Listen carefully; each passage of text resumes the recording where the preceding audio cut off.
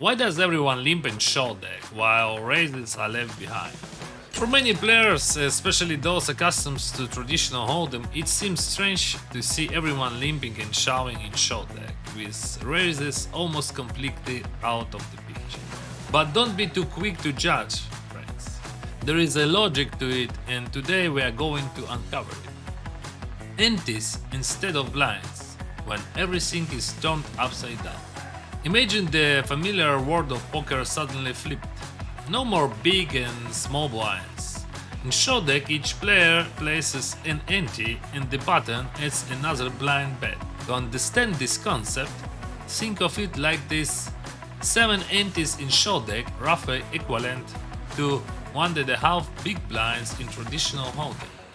If your stack is 47 antes, that's about the same as having 10 bigs in a regular game. Now here is the interesting part. Each player at the start of the game puts in what amounts to 20% of a normal big blind. This means you can enter the pot for just 1/5 of a big blind. Easier than taking candy from a baby, right? Raises. Forget about it. Limping and shoving is where is it? Here's the thing, an open raise in short deck is like trying to tie your shoelaces while wearing a skis. Clumsy and ineffective. If you raise, say, to 2 big blinds, which is roughly 9-10 antes, you will almost never be able to fall to an all-in, because your equity will be too close to your opponents. Plus, with only 40-50 antes in your stack, every decision becomes critical. But when you enter the pot for a mere 1/5 of a big blind, it's a different story. You are saving chips and have the potential to win big on the floor. Because if you have 47 antes, 10 big blinds, and there are already 7 antes, like 1.5 big blinds, in the pot, 15% of your stack is in the middle and you are out of position.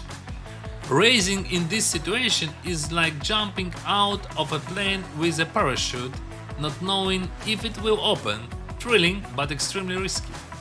That's why shoving is the way to go. Before we move on to the topic of 100 antes, make sure to subscribe to the channel and hit that like button.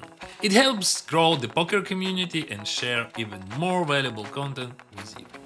So what about playing with 100 antes? Using the same formula, we see that this gives you around 21 big blinds. Now we can play for real, right? With 100 antes stack, raising becomes more viable because you have around 20 big blinds, giving you more room to maneuver. However, you need to consider who's behind you and how many players are in the hand, so you don't lose control of the situation. And don't forget, you can still enter the pot by limping for a mere 1/5 of big blind, something impossible in regular hold'em, which adds a whole new layer of strategy to the game. I hope it's clear now why short deck isn't just a game but a true adventure. If you still think limping is a sign of weakness, it's time to rethink your approach. Stay in the game, take risks and win.